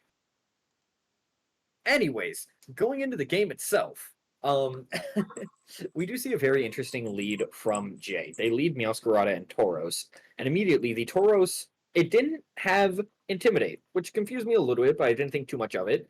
That is until it goes for Terra Fire, and Meowscarada clicks Flower Trick into it to activate Anger Point. And that thing just shot Glowpoke. I wanted to talk about how big the Glowpoke was because it doesn't appear anywhere else in this specific game because it just gets old yellered. That not even old yellow. They put a cannonball to that thing. Like that was just upsetting. Regardless of that, though, with them spending both of their moves to kill the Glowpoke, I'm not able to get up Trick Room, but at the very least, Annihilate is able to get up a Bulk Up, which definitely did help. And I will say that bulk up was pretty important, as thanks to it, the Annihilate was able to survive the double up from the crit Flower Trick and the, oh yeah, fucking +6 Tauros. And the Drain Punch afterward allowed me to heal back a good bit as well. Next turn, Salazzle came in, and I brought out Donphan. And in an attempt to preserve Sturdy on Donphan, I ended up switching in Rotom, so that, the Donphan wouldn't just get faked out and then immediately Flower Trick. But that did happen to the Rotom. Sorry about that, buddy. Uh, hey, at least I killed Salazzle in return, and thanks to a Terra Poison, Annihilate was able to survive another Flower Trick after that. And with that, Ape and Donphan were able to clean up the game, giving me game 1. And game 2. So you know how we mentioned Wooper was on the team? This little shit. This little shit made me want to run Vital Spirit Annihilate. Like, if I could go back, if I could change my team at all, I would click Vital Spirit instead of Defiant for Annihilate. That's how annoying this goddamn little Wooper was. I hated this thing. It just kept clicking yawn. I was yawning so much, I thought I was watching a goddamn Marvel movie. Holy shit. Add on a safety goggles from the Sylveon to stop Spore from my Fungus, and I was just really heavily on the back foot. With no way to cleanly kill the unaware Wooper and Trick Room expiring, I just wasn't able to do a lot. Now, afterwards, we saw a very unique situation as Annihilate got KO'd from full, despite being very, very bulky. I believe it was max defense and almost max HP. However, the Meowscarada had Terra Grass, Helping Hand, Overgrow, Flower Trick. Yeah, you heard that right. This thing wasn't even Protean. This thing was Overgrow. And because it was at 1% after living on from a Focus Sash, this thing just gutted my Annihilate. Like, overall, I will say, Jay just played this game really well. I didn't have a clear answer to the Wooper of all things, and I just had no way to win in the end game once the King Gambit came out. Like, genuinely, all props to Jay. Like, one great play that I want to highlight in specific is that earlier in the game, my Donphan had got knocked off, and it had revealed that it was a Soul Fest. So in this end game, the only thing that could ever potentially threaten the King Gambit was the Donphan, and since they knew I was a Soul Vest, they knew I'd always just be clicking an attacking move, so they were able to just safely Sucker Punch it and KO it. Genuinely, really good awareness there. That was solid. Now, going into game 3, our leads mirror game 1. But this time, rather than just going for an Anger Point, Jay elected to try and double the Glowpoke, who, mind you, was not Eviolite. This thing was Covert Cloak, because I was scared of Fake Out from Salazzle. And with it not being Eviolite, it survived the knockoff from Meowscarada and the Tauros. Who, mind you, wasn't +6, but still, that's a double up, one of them being a stab super effective knockoff. Regardless, it lived and it gave me Trick Room. Jay tries to pivot around, but Annihilate under Trick Room was just really offensively threatening, and with the Wooper itself already asleep because I was able to yawn it, I was under no pressure, which allowed me to just freely set up a bulk up. An early wake up from the Wooper afterwards was a little bit annoying, but I was able to have the Ape be Terra Poison, and Meowscarada just didn't have a really good way of doing damage to it because of that, beyond its first knockoff. Now, I will say, King Gambit does eventually kill the Annihilate, but it's not another week where Annihilate just steals the show and completely wins everything for me.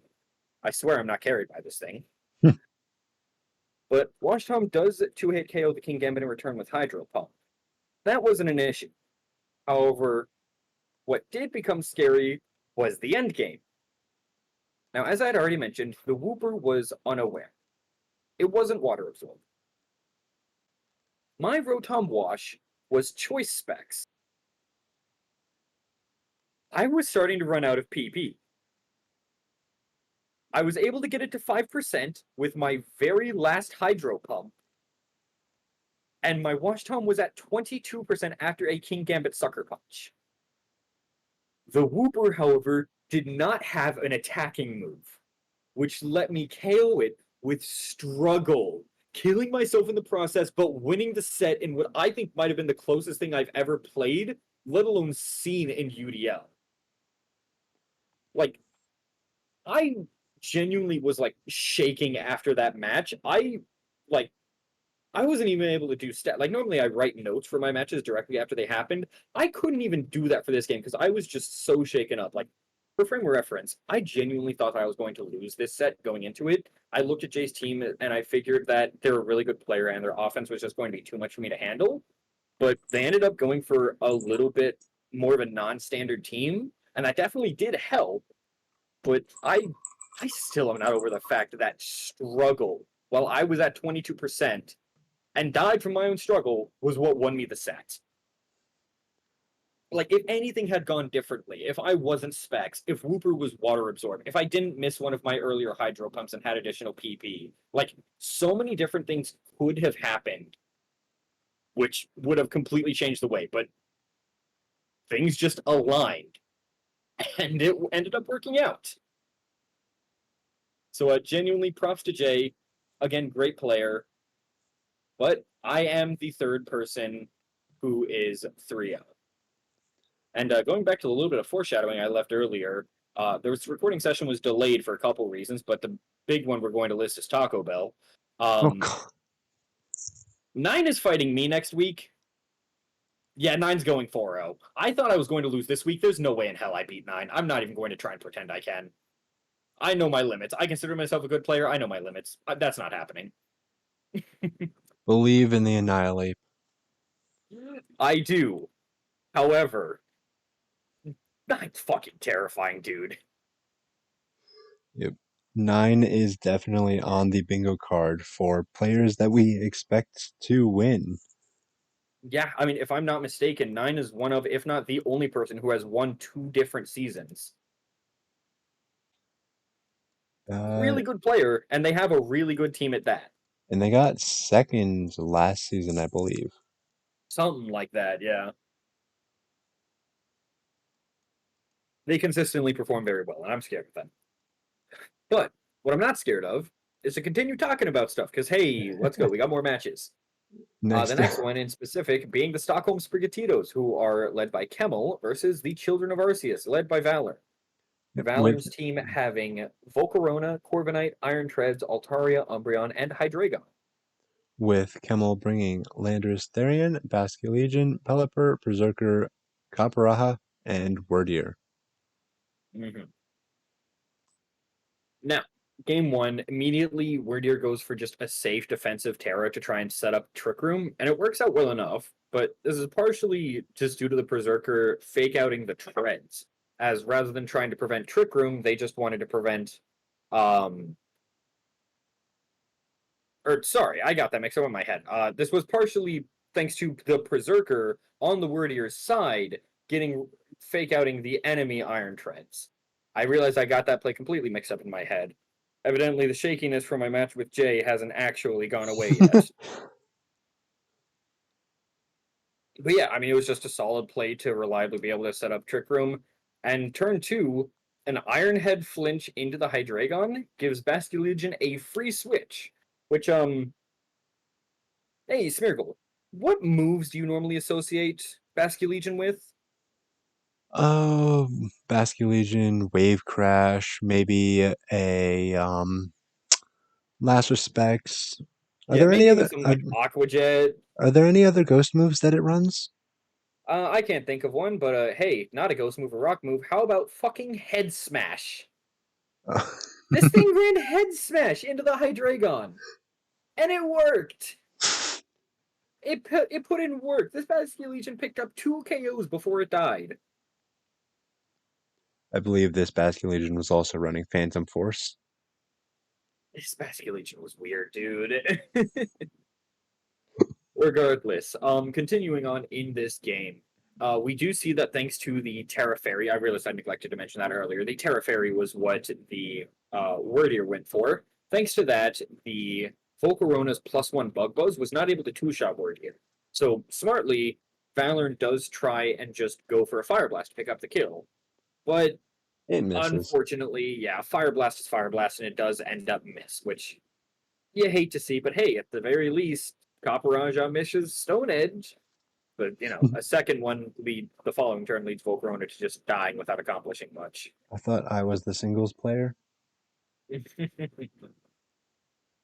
But yeah, no, like game one, all things considered, The Basque Legion was great. The Kaparaja also did really good. I mean, a slow, bulky steel type with good damage output is always going to thrive in Trick Room. Things just sort of worked here. Yep, this and would you like to say the Wordier did put in some work in here as well? Mhm. This is true. I'm willing to give Wordier at least some props. It's related to Standler, but it isn't Standler at the very least. Wordier gets a pass. No, but I'm not going to throw his stuff on the floor at least. Regardless, game two. We did see the Basque Legion in Trick Room in game one, but game two we see it just go for Rain alongside Pelipper, and I mean it's fast as ever. A Terra Water Rain boosted Wave Crash, just O code Corviknight. Like I question how much defensive bulk the Corviknight had, but at the same time I question just how goddamn strong Basque Legion is, because this thing's damage output is always more than you expect. Nope. Like this thing, it's not unassuming, but like you feel like you usually have a rough idea of how much damage it's going to do. And oh, yep, it just KO'd something. And, oh, yep, and it one shot another thing. And yep, yeah, okay, everything's dead. In his team report, Jamie was talking about getting Basque Legion Yeah, because he said that Basque Legion is probably one of the best Pokemon that you can run. Of course, he did end up with the female version, and he said, "Oh, what's 20 less attack if it's still the best Pokemon in the game?" yeah. I think that's an opinion a lot of people won't agree with, but at the very least, I do agree with the fact that Basque Legion is still a very good Pokemon. No, it is terrifying, and we Yeah. didn't even see. We did see rain. Um, We did, yeah. I mean, more than anything, it's just impressive the fact that we saw the Bastille Legion work so well in two different modes, right? Like Kemmel running, this Rain Room team is actually working out really pretty solidly, all things considered, right? Like they have a lot of good tools for it. They have things, like the combo of Kaparaja and Berserker with the Steely Spirit. They have the Bastille Legion, which has shown that I can work in both. Like it's just a solid team overall. Also, continue on a little bit with game two. The Terra Water, something interesting we did get to see was that thanks to it, basically, it gains extra damage, but also loses its ghost type. And thanks to this, it manages to not die to a knockoff, even after tons of Wave Crash recoil. And God, Camel just did not stop with this game. Like you wanted Volcarona, right? Usually considered a pretty defensive Pokemon. Like it's got a bad typing, but it's bulky, right? Hey Pelipper, what are you doing there? Oh yeah, 100% accurate Hurricane. Yeah, okay, yeah, that one shot Volcarona. yeah. After that, Iron Treads falls, and before joining them, Umbreon tries to cling on to life with, Protect, Wish, and Yawn, but with no real way to do damage, it was never going to be able to amount to much. Like, nothing against Valor, right? Like, their team is solid, their play is bad. I misspoke there. Their play is not bad. Their play is not bad, is what I meant to say. Their luck wasn't the best, but their play is not bad. But Kemmels just performed really well here. I don't really have that much to comment on. They just did well. Yep, this Anything on game, your end? Yeah. um, not exactly. I did notice that I think at least twice this league we've seen Umbreon. Both Mhm. times it's been Wish and Protect. Yeah, it feels like the singles players are trying to steep their way in, is the terminology I'll use. Yeah, this game especially has definitely seen a lot of singles life in it with Stone Edge, Fire Blast, and then you see Wish Protect. But Very true. it's very interesting to think that that's how people are playing. Naturally, you wouldn't want to run Moonlight into Rain. That's the worst thing you can do. But it's the fact that it's happened more than once on teams that haven't seen weather. I Right. just find that interesting. But yeah, Yeah, I get that. this entire set was mostly back and forth, finding turns to weave in your powerful attacks, and most of them did come from Kemmel. Yeah. Like this was just a solid, just like sort of standard game of VGC. Like there wasn't any like There were some interesting move choices, things like Phantom Force and Head Smash from Basket Legion, but all things considered, there was nothing crazy here. This was just some solid by the book games. Yep. And hey, congrats to Kemmel for getting that 2-0. Yep. And Now, that, go ahead. mhm, that does lead us into the next game, which does feature the Dancing Dragonites, coached by Tenacity, versus the Shanghai Shedinjas, coached by Ninja. With Who would have Ninja thought? bringing Gallade, Alolan Persian, Arcanine, Lycanroc, Rillaboom, and Electric. Mhm. On T's side, we do have the Fluttermane and Gothorita alongside Hariyama, Typhlosion, Serena, and Gastrodon. T's team looks like something, if you switched around the Fluttermane a little bit, that you might run in like the Sun and Moon series. I was gonna say more than anything, it looks like a playthrough team. Like you have that one Pokemon that looked cool, but you didn't really fully commit to training it, so it's just there. The It's middle under evolution. leveled and it's not fully evolved. You have your starter, you have your fire, water, grass, some random Pokemon you found in a cave, and then one random thing that's just way stronger than everything else for no reason. That one really I mean, cool hey, it Pokemon. works. It definitely does work. Like Oh, game it one, T absolutely does immediately work. just committed to Perish Trap. Like, they led the Flutter and the Gothorita, but it's clear that Ninja was anticipating this to some extent. Like they prepped well. On their end, they did have the Alolan Persian, who just immediately parting shot it out. Arcanine was still stuck, but at the very least, they were able to get another Pokemon in that wasn't affected by the Perish Trap. Yep. Ninja looked to have prepped really cleanly into Perish. Of Mhm. it might have just been good positioning, but having options to switch out of the lead are pretty good. Oh, definitely. Especially against something that wants to try and trap, having those pivoting moves like parting shot or U-turn or flip turn or whatever, it can definitely be helpful. Yep. I will say, despite having spent the Terra, Arcanine, it does die, but at the very least it's able to take Serena with it. And from there, I will say Tenacity started to take a bit of a lead. Like Ninja was doing well the whole game, but it was starting to slip out of their hand until the end. But towards the end, Gallade comfortably survived a moonblast. Now, notably, it did have Roselli Berry. That's not nothing, but this is still Fluttermane, and a moonblast into Glade only did 34%. Again, granted, like that's 68, not counting Roselli Berry, but that's goddamn impressive. Like Glade has gotten a lot of respect this season for its really good damage output now that it has something like sharpness, but this thing's always been pretty decent in terms of special bulk. Yep. And side note, something I did notice because I'm just staring at the um, idle screen. Everything that has a gender except for Serena is male. I feel like you're also missing the Gastrodon there. Gastrodon is male.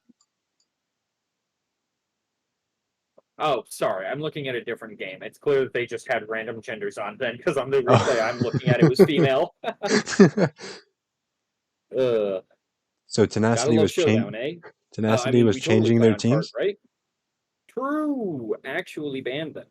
No, we're just kidding. Gender, we just st- like the real world, doesn't actually matter that much. Ayo! we stand No, genders. yeah, no, we support our gender fluid slug. This thing's awesome. We love it. Gender. It's West Coast. It's West Coast Gastrodon, so that's why we love it. If it was East Coast, yeah, whatever. Who cares? Absolutely, it's just a squishy boy. True. It's a silly little lad. But Regardless, yes, we getting did back into the we game. did Yeah, see the Gallade very comfortably survive that moonblast, yeah. And thanks to it, Ninja was able to win game one. and it And now didn't going in, it didn't deal non-zero damage either. this is true. This is true. Yeah, like Galade is still very solid offensively. And now going into game two,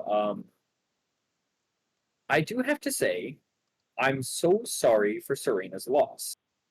Where there's a rock slide, there's a way. Where there's a rock slide, there's a way. We said it twice because a double rock slide flinch against Serena. I mean, it had to have hurt.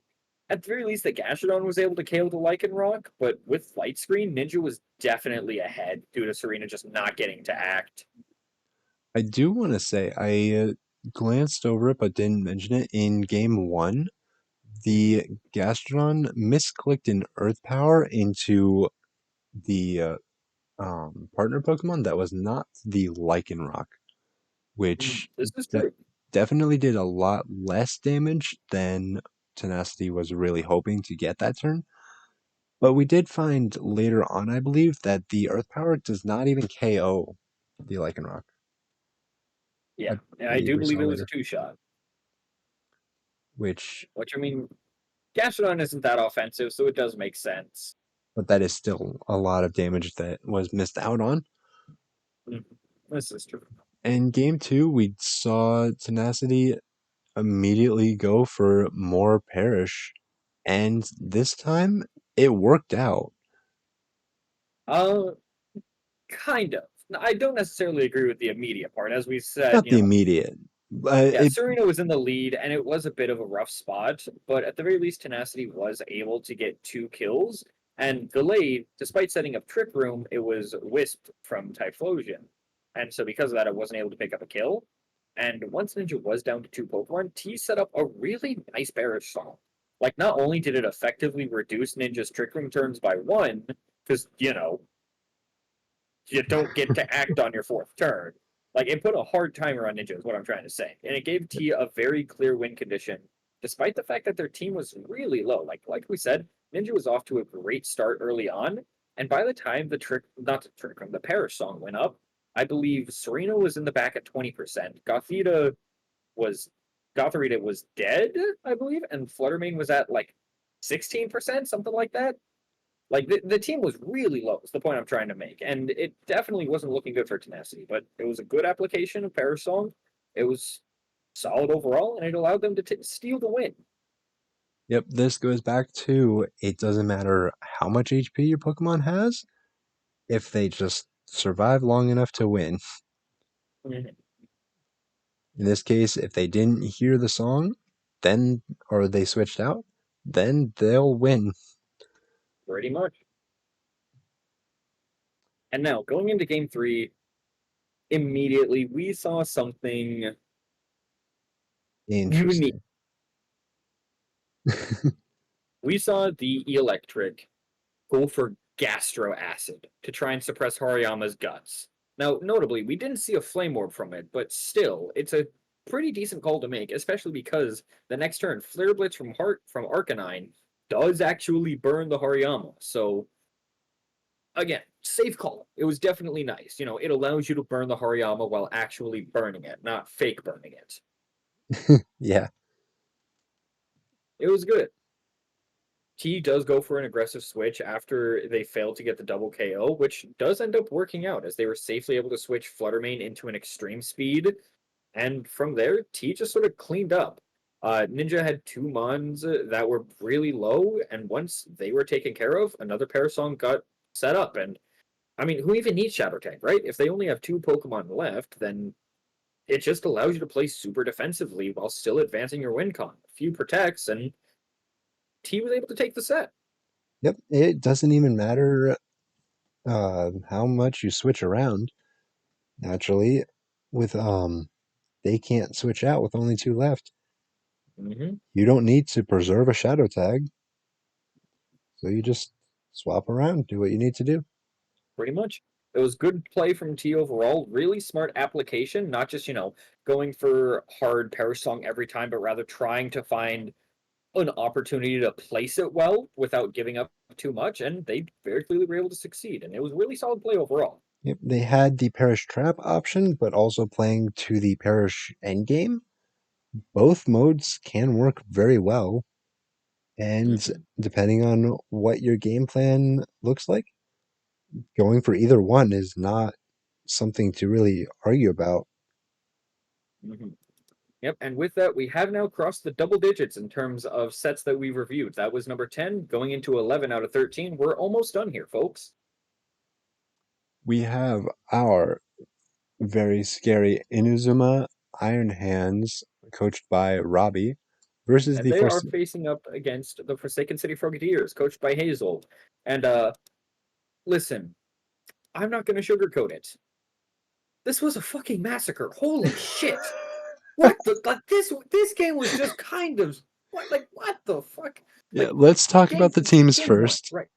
Yeah. We Before we have get into it, yeah, talk about the Rob teams. Robbie bringing the Ceruledge Screamtail, Inteleon, Vivian Sandstorm form, Urshifu, and Braviary.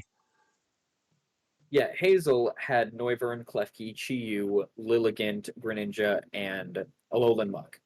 And going into game one, holy shit, Inteleon just started fucking blasting, right? Like, Hazel tries to set up Sun, both for Chlorophyll on Lilligant and to weaken Inteleon's water moves, but it just doesn't matter, right? Like, Screamtail's photosynthesis gets procced, it was neat. Didn't matter because it was paralyzed, but again, Inteleon just did so much damage here. Like, I Noivern just genuinely dies. sometimes, yeah, like Noivern died to an ice beam. Lilligant was getting two shot by an ice beam.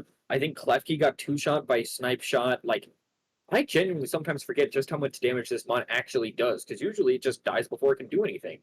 But probably just didn't care. Yep. Inteleon back in the days of Dynamax was actually decently popular. It did have. No, it wasn't. It was popular in like Series 1, There were actually some teams that popped up later on, and maybe. its Gmax form did get some play. No, it was of course not meta defining, but it did see some play because Inteleon does put out some really good damage. However, going into Scarlet and Violet, it lost Dynamax, and with that, its frailty really starts to shine. It is the definition of a glass cannon. It is very frail, but it can do a ton of damage. And Hazel learned that the hard way. Yeah. Also, just like a fun thing to call out is the fact that frail water type starters is not a very common thing, right? Like off the top of my head, I can only think of two of them. And we're staring right at him. Yeah, we see Inteleon on one side, on Greninja on the other. I mean, hey, we saw which one was able to do more work here, regardless of which one is better. Inteleon clearly showed that, new isn't always worse. Just because you might be unfamiliar with something doesn't mean it's bad. Well, Regardless, yeah. Robbie I certainly took that Inteleon and made it his own. Yeah, and I mean, it's not like Italian was the only threat either, right? Like he was able to create two other really big threats, having both Urshifu and a +1 Braviary hit the field. Like Hazel tries to put the Urshifu to sleep, and even though it misses, sleep powder, it's not spore.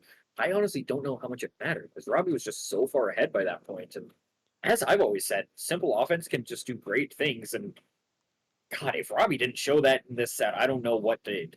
And I do want to note the Screamtail, it lived a leaf storm after receiving a metal burst to lower its special defense by 2. Mhm. So at -2, it lived a neutral leaf storm, which is, Hey, Screamtail's good. That thing's really solid. I know Amelia's certainly happy for us to say that. yep, in our, while we were talking before recording, I know that I mentioned that Amelia would be really happy when we got to this match because this Screamtail definitely, we just mentioned the Inteleon, the Braviary.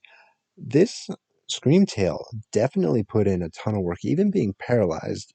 Oh, It absolutely. I mean, Robbie's whole team just put in a lot of work here. Everything just kind of worked out. Nothing really felt like it ever was going to fail. Like the team was just a well-oiled machine. it really was, and it between that and just Robbie as a player, Very true. um, we mentioned running into Robbie as one of the scariest things, and Hazel did fall victim to that. Yeah. Robbie, like we said, he's not 3-0 at the moment, but that's partially just because he had to face against Nine, who was also one of the scariest. Remember, records do not tell everything. I currently have a better win rate than Robbie. Doesn't mean I'm the better player.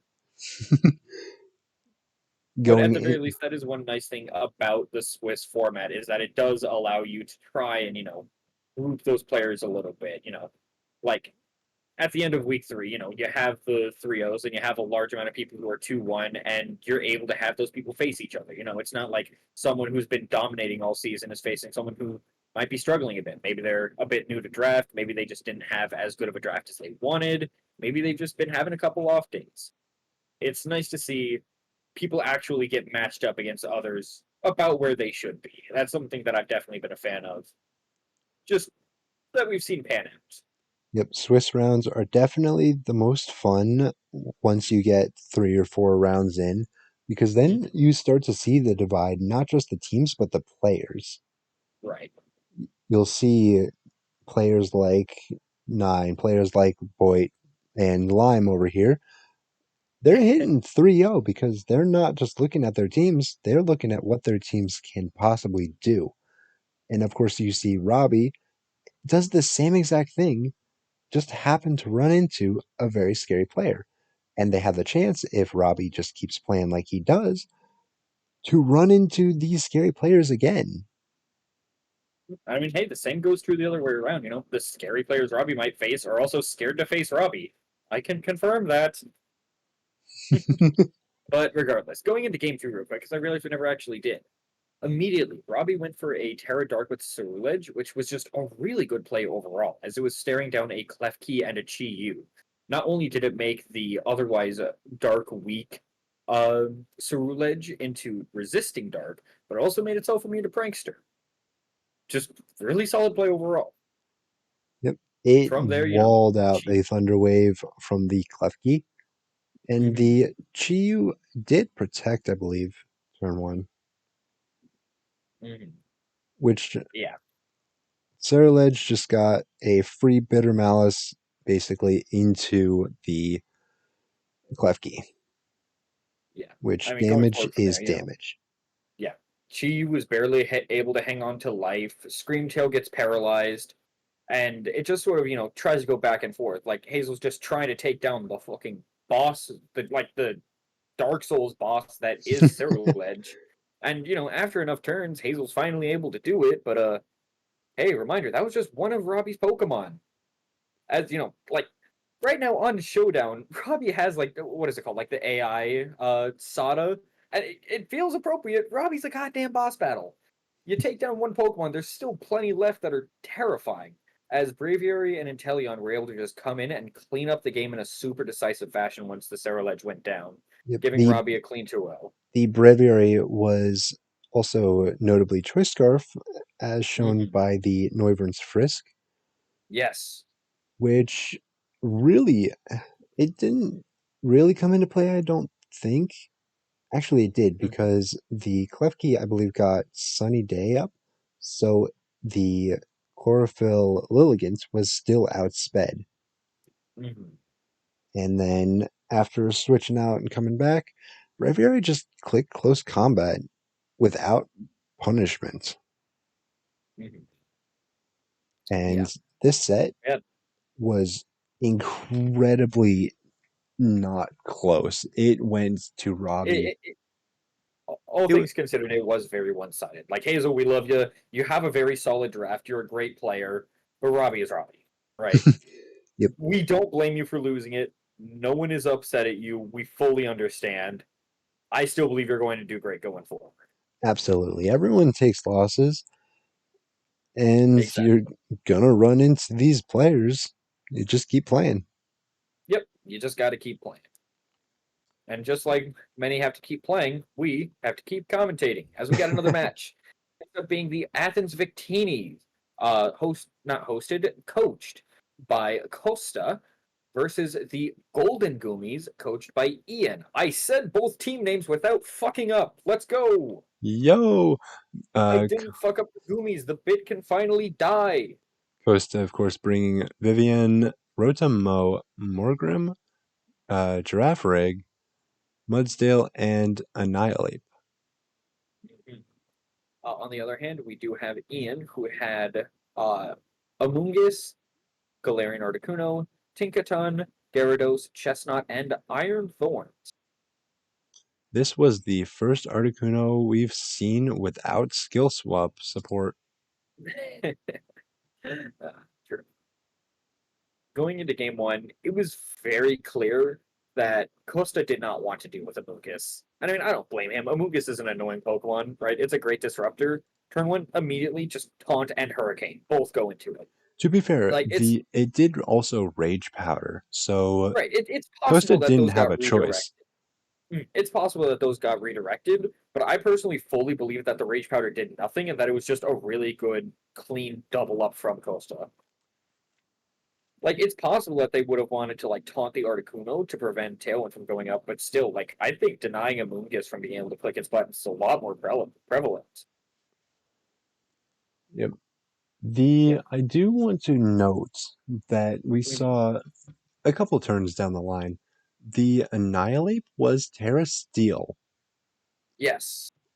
and um, Ian had the option of Stomping Tantrum, Mhm. and it was clicked into the partner. I believe it was Mudsdale at the time, not the Terra Steel Annihilate, which Annihilate I was it was bulking up. It was definitely the threat that was just I not mean, being dealt at the with. same time, it's kind of you're damned if you do, you're damned if you don't. Like Mudsdale, it's obviously not going to take much from it, but Annihilate, you try and attack it. If you're not killing it, or like you're not putting on insane pressure, if you're just doing chip to it, you're helping it. Not only does it have reliable recovery in the form of Drain Punch, which is something that Mudsdale doesn't have, but also it just fuels Rage Fist. And that's one of the scariest things about Annihilate. It's just the fact that you can't try and win a war of attrition against it. You have to just try and burst it down. And if you don't have the capabilities to do that, then you're kind of out of luck. Now, one thing I do want to note is that we see Ian bring Intimidate Gyarados. And now, any other scenario, I wouldn't have mentioned it. But especially after our conversation earlier about Intimidate sometimes not being the best choice, here I think It that might have definitely been the wasn't. case. Like, don't get me wrong, Moxie isn't a very good ability on Gyarados at the very least, but it's better than giving Annihilate a free +1 boost because of a Defiant. There Like, was I'd argue that it was really greedy trying to bring Intimidate into the week that your opponent has the Defiant, especially on a Pokemon like Annihilate. there was basically only one other Pokemon that could possibly be affected by Intimidate, and this was the match that I alluded to earlier. The Mudsdale was own tempo, is it? That just Yes. ignores Intimidate. So this Inner is Focus, it might have been Inner Focus, actually. I know Inner Focus does ignore Intimidate. um Well, Tempo might as well, actually. I don't recall off the I top of think my it head. I'm not going to bother might have been checking. Inner Focus. It's Intimidate did nothing except Yeah. hurt. Yeah, like overall, Ian just didn't have the tools to deal with Costa here, and it ended up being a really like clean game one victory. And game two, it didn't end up doing that much different. Like to start off, Vivillon, it's a great support mon, but we actually saw an ability to do really solid damage here. As going into game two, it just clicking Hurricane was able to two-hit Amoonguss, which Damn. really smart. Like that's great. Yeah. Like again, it does make you question how much bulk the Among Us may have had, but hey, if it works, it works. Now, to give Ian some credit, I will say they make a really smart call. They do have the ability to kill the Vivillon. However, instead of that, it isn't putting on that much pressure in terms of raw damage. So rather than just KOing it, he chooses to taunt it, causing it to try and fall victim to Amphat and just make the battle a 2v1. But this doesn't end up mattering that much, as during the same turn, Costa reveals the insane tech of Smackdown on I Mudsdale to deal know. with the flying types Ian brought. I was actually Smackdown. excited to see SmackDown come out.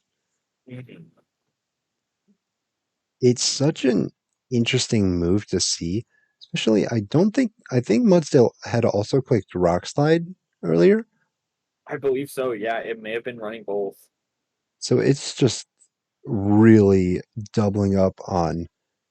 And the Iron Thorns was Terra Flying. That's three Yes. targets that you can either smack down or rock slide. Mhm. Exactly. Sort of the cards just aligned well for Costa here. Their roster was small. What I don't know what I even tried to just say. Their roster was solid. And it could just be that Ian didn't invest super heavily into bulk, but whatever the case, their team just didn't really have the tools they needed to try and overcome Costa. The Mungas, especially failing to do much of anything, really did hurt Ian's chances a lot. And we saw Costa get a pretty solidly clean 2-0 victory. Yep. There's honestly, I wish we could say more about this game, but there just really wasn't. Costa really, It was just good, yeah. It was solid textbook VGC. Costa played by the book, and they played it damn well. yep. Even the SmackDown might have been a possible play. I believe Chestnut gets wide guard. So you just, Interesting. Okay, that's a neat idea. Trying to say that it was there to try and overcome wide guard from Chestnut while choosing not to rely on the shaky accuracy of Stone Edge. That's a neat idea. yep. And I can see it. also knocking him down, you might be able to hit Earthquake if you're running it, or This is just true. Earthquake or even just high Hoist. horsepower. Yep. Mhm. Just smack him down and hit him. All right. Well, it's starting to get pretty late, but we do have one last match left. Smeargle, would you like to go ahead and lead us into it? We have the Hyrule Herdiers versus the New Zealand Zekroms. The Hmm. New Zealand Zekroms being coached by Jaggy, and the Hyrule Herdiers being coached by Link. Link bringing, of course, the Regieleki and Regidrago, Quillfish, Corviknight, Umbreon, and Mimikyu. Yep. On the other hand, we have Jagny, who brings the other Fluttermane, and this time a Gothitelle, not one of the baby forms, alongside Brute Bonnet, Dunsparce, Grafify, and Palmot. During this 1 week, we have seen Gothita, Gothitelle, and Gotharita. Whole evolution line gets some love. Whole And evolution. now, yeah, going into game one, right away, we see some really interesting stuff. First off, we're reminded of the fact that Fluttermane is surprisingly bulky on the special side. Like, It I often really consider this thing a is. glass cannon. It does something and then it immediately dies after. But when it comes to special hits, this thing can just soak them up, all things considered. Yep. Back in the day when it would run a Focus Sash, Yeah, I doesn't mean, really need. there's a reason people have just started running bulk. HP and defense. You don't need to really invest in special defense because I mean, it already It's has enough big. as is. I But so do yeah, when want we to saw talk that, about this Corviknight, though. yes, that was something I wanted to Specifically, mention as its well. move set. It was Yes, running Drill Peck. yeah, Corviknight is already a very like defensive kind of passive Pokemon. So when you're picking Drill Peck over Brave Bird, you're really like just committing to the weakness even further. Like at the very least, with Brave Bird, is able to do some okay damage. With Drill Peck, you're basically just not doing anything unless the Pokemon itself is like a first stage and weak to it. And even then, Fungus would tank it just fine. That's also just a fungus. It understand. I can see why you might run it. There are two Pokemon on the screen that are weak to flying. I don't think that Drill Peck would do enough damage, but it does reduce the recoil. So you could Uh, maybe, or Brave Bird, you don't get the recoil of Brave Bird by running Drill Peck. I don't think it would kill either of the targets that are weak to flying. Speaking of, could you tell me which ones they are? Because I am only seeing one. Brute Bonnet and Palmot. Palmot Palmot's is electric type. resist. It's It's neutral. neutral. Okay, I was focused on the. You're fine. You're fine. Regardless, yeah, Dropek over Braybird was interesting. All which I personally disagree with. Now, another thing I want to mention is the Quillfish. Right away, it went for Terra Grass to avoid being OHKO'd by Gothitelle Psychic, which, God, Gothitelle OHKO'ing something. Hmm, But regardless of that, the Dunsparce switches right in, and Quillfish gunk shots it, doing 70%, which is really solid. Like, genuinely, I wonder if this Quillfish wasn't even Eviolite, and it was just like Bandit or something. Like, this thing was doing silly damage. you want to know what's also silly? The Where Duns there's a rock slide. the Dunsparce rock slide. Yep, Trick Room does get set up, and with the Dunsparce in, it took 70 from the Quillfish's Gunk Shot, but that doesn't really matter when it gets, what was it, 3 rock slide flinches in the span of 2 turns. And I don't believe it died. I think Jaggy just switched it out. What do you mean? The Dunsparce. Well, I'm not sure, but So it could have come back for more. something we do get to see is before it even switched out or died, whichever it did end up happening, Trick Room is up, right? Hmm. And obviously, if you don't want Trick Room up, you're going to try and stall it out. So usually that means protect. Naturally. That's Reggie Drago clicking protect. And here, I'm not even going to blame Link. No one knows that this exists, but he does get punished for clicking protect with the Dunsparce's signature move, Hyper Drill, which ignores protect. As if Yoshifу wasn't enough, the Like, Dunsparce. it was a big swing, right? It did 50% to Reggie Drago. It made it so Dragon Entry is basically going to be useless. And it made it so that it had a dead turn because it could have just done something else instead of clicking protect. Again, I'm not even going to blame Link. No one fucking knows that that exists. I'm not going to pretend that they do. I didn't remember that existed before watching this replay. I had to look it up. I'm sitting there going, pardon me. I just, what? I mean, you know the story. Every sign has a story behind it. Anyone that's going to be going into a Dunsparce team going forward is going to make sure that they know what Hyper Drill does. So we thank you, Link, for your service of to reminding us all that of this move exists. to all of Jaggy's opponents, he has a move that goes through protect. Good luck, Yeah. have fun. Regardless, though, yeah, that turn does end up mattering a lot as Regidrago tries to fire off Dragon Energy, but after taking half from the Dunsparce, the damage was just negligible. Trick Room goes back up, and Jaggy just starts spreading sleep with Brute Bonnet, and Link doesn't have um just doesn't have any way to do damage, and they do end up losing game one. And game two doesn't exactly go much better. You see Brute Bonnet doing some work throughout all this. You see just the Pama goes for a double shock, I believe, as well. Right? Yeah, there were definitely some interesting plays. Like right away, we see an offensive terror from Jaggy and a double up into the Regidrago to try and kill it. Link makes a really good call, protecting it and letting Mimikyu get up a free sword stance. But unfortunately, from there, things don't go great. Jaggy just then follows up by doubling the Mimikyu before it gets to act. And due to Palmot actually clicking double shock, it lost its electric typing, meaning that Regidrago's earth power didn't even hit it super effectively. And Reggie Drago's mediocre at worst, I would say. Special attack gets really put to light. What makes Reggie Yeah, Drago whatever Reggie Drago is definitely comes from moves like Dragon Energy, Draco Meteor. Yeah, The just having those, stab moves, the stab dragon attacks with Dragon's Maw. yeah, If you really want to full commit, just including Terra Dragon on top of that. It's like it wants to do one thing and one thing specifically, and when it tries to deviate from that role, it doesn't it do that well. it might have done better had Jaggy not gone for double shock, which is obviously the incorrect play. You go for the double shock. It did what you needed it to do. Unfortunately for Link, it Earth Power Unfortunately for might Link, it did what it needed it to do. exactly. Earth Power might have done more damage had it been the lightning type. It, Mhm. I don't know if we saw Pamat's item either, so if it were Sash, even that would have been pretty much almost worthless because that's Mhm. just another turn that Pamat can potentially just go for the Terra into double shock. Right. But yeah, like from the point of losing the Mimikyu, the Reggie Drago doesn't really do much, and from there, Link just isn't really able to deal with Fluttermane's raw damage output.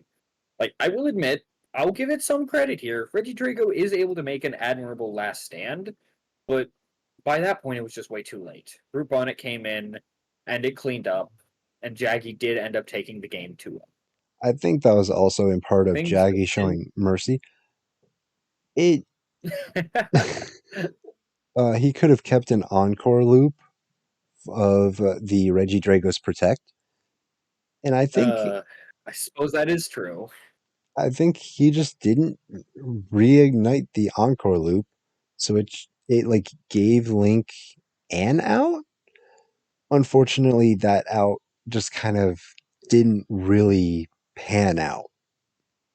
The out, so to speak, was what looked to be a road, but was actually just a painting on a brick wall that you drive straight into. Yep, Jaggy going meep meep, Link running right into it. Yeah. Things just really didn't pan out for Link here. But hey, again, League is far from over. People have the ability to make recoveries, and nobody is out yet. Everyone is still in the standings, no matter how unlikely it may initially look. Yep, we've seen Link win, we've seen Link lose, and we Mhm. can definitely see both of them happen again. And the same can be said for Jaggy. The same can be said for everyone except for three very specific players.